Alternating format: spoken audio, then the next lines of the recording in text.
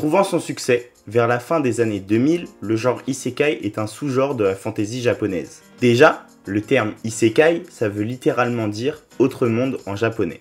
C'est un sous-genre d'anime et manga japonais dont l'intrigue tourne principalement autour d'un personnage transporté ou réincarné dans un univers parallèle. Cet univers est souvent soit virtuel, soit fantastique. Dans la plupart du temps, le héros va acquérir des compétences qu'il n'aurait jamais espéré obtenir dans le monde réel et va devenir surpuissant dans ce nouveau monde.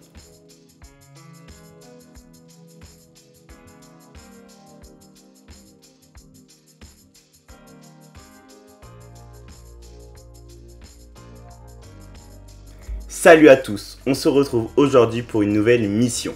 Nous allons partir à la recherche du meilleur anime isekai. Je vais donc vous présenter les 10 meilleurs animés isekai selon moi. Cette vidéo est une vidéo 100% subjective. Les animés choisis dépendent seulement de mes préférences, à moi, donc pas d'embrouille dans les commentaires s'il vous plaît. Avant de commencer, je vous invite à me suivre sur mes réseaux, qui sont dans la description et en commentaire, épinglés bien sûr. Maintenant que j'ai précisé tout cela, je vais pouvoir commencer ce petit top 10. Pour commencer ce top, donc à la 10e position, Tanya the Evil. Cet animé raconte l'histoire de Tanya Degrootchaf, une jeune fille froide et calculatrice, en réalité la réincarnation d'un homme athée du Japon moderne. Après avoir été tué, il est confronté à un être mystérieux qu'il surnomme Être X, une entité divine qui le réincarne en Tanya dans un monde en guerre. Dotée d'immenses pouvoirs magiques, elle devient un officier redoutable dans l'armée de l'Empire, un état militariste en guerre contre plusieurs nations rivales. Tanya utilise son intelligence et son absence de moralité pour grimper les échelons, tout en cherchant à déjouer Être X et à survivre dans ce monde chaotique. L'histoire mêle combat, stratégie militaire et une exploration de la foi et de la morale en temps de guerre. Pour la 9e place, je vous propose The Devil is a Part-Timer.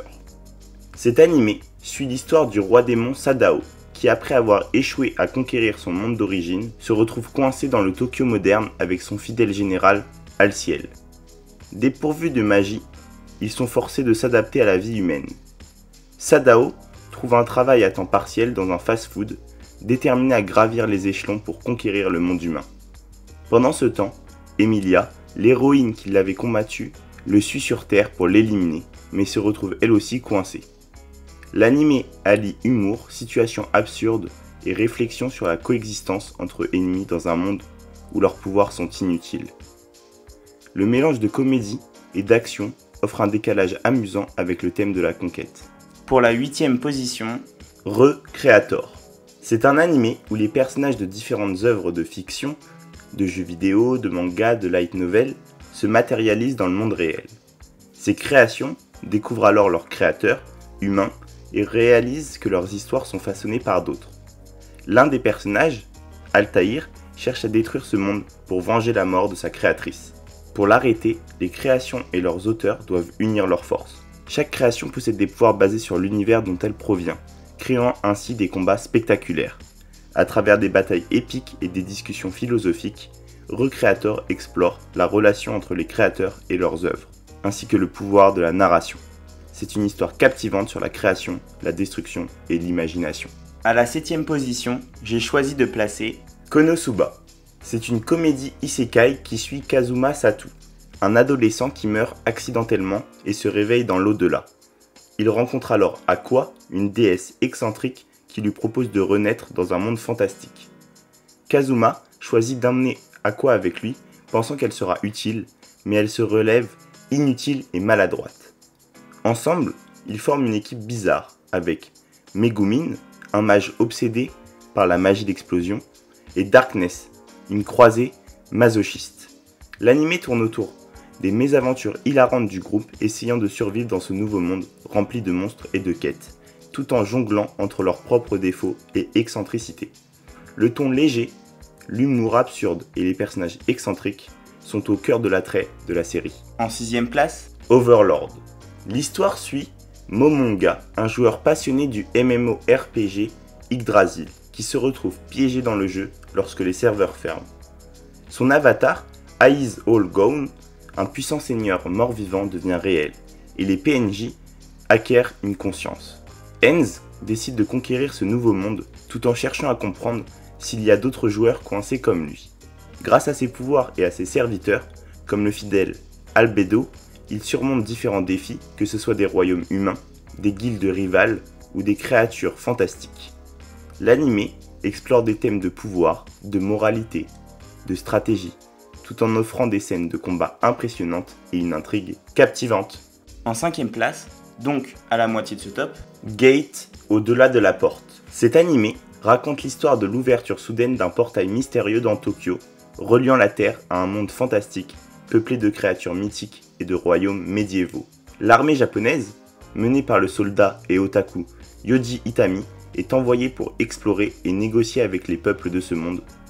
Itami rencontre des alliés tels que l'Élège, une magicienne, Tuka, une elfe, et Rory, une demi-déesse guerrière.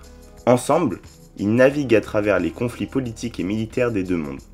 La série mêle habilement action, diplomatie et éléments de la culture geek, tout en arborant des thèmes comme le choc des civilisations, la guerre et les alliances improbables entre des personnages issus de réalités très différentes.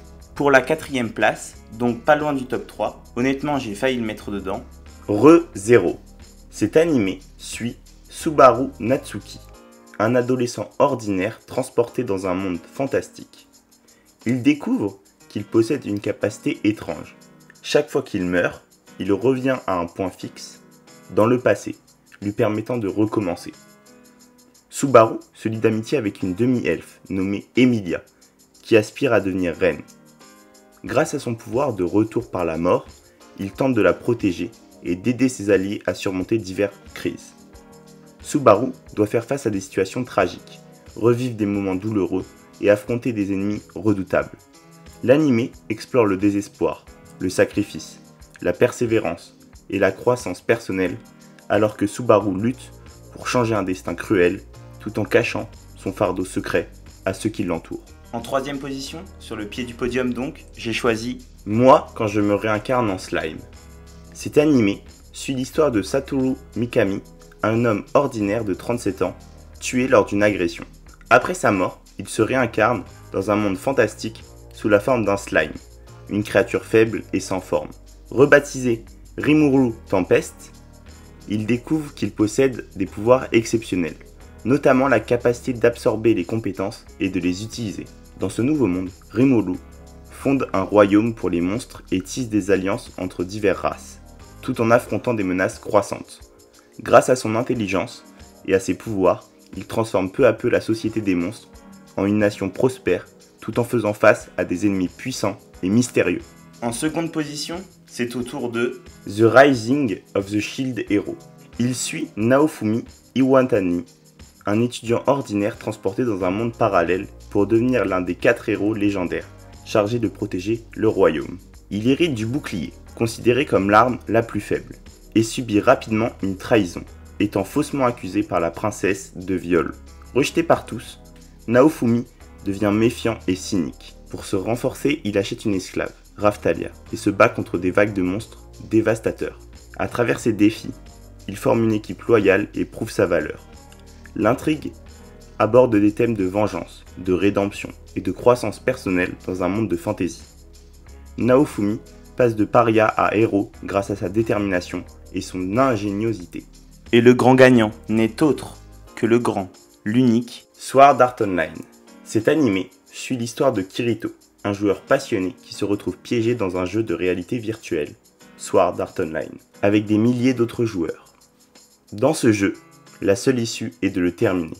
Mais si un joueur meurt dans le jeu, il meurt également dans la vraie vie. Kirito, en tant que joueur expérimenté, tente de survivre tout en combattant des boss puissants, formant des alliances et développant une relation amoureuse avec Asuna, une autre joueuse talentueuse. Le jeu met à l'épreuve leur détermination, leur force et leur humanité. La série explore plusieurs arcs où Kirito navigue entre différentes réalités virtuelles, affrontant toujours de nouveaux dangers tout en cherchant à protéger ses amis et à mettre fin à ces mondes dangereux. Et voilà, c'est la fin de nos recherches. Nous avons donc pu découvrir 10 animés isekai très différents. J'espère vous avoir fait découvrir de nouveaux animés. Dites-moi en commentaire vos animés isekai préférés. Dites-moi aussi quel thème vous voudriez pour nos prochaines recherches. Et bien entendu, si la vidéo vous a plu, n'hésitez pas à vous abonner, d'activer la cloche pour ne rien manquer, de lâcher un petit like et de partager pour le soutien et la progression de la chaîne. C'était Dragor, à la prochaine pour une nouvelle histoire.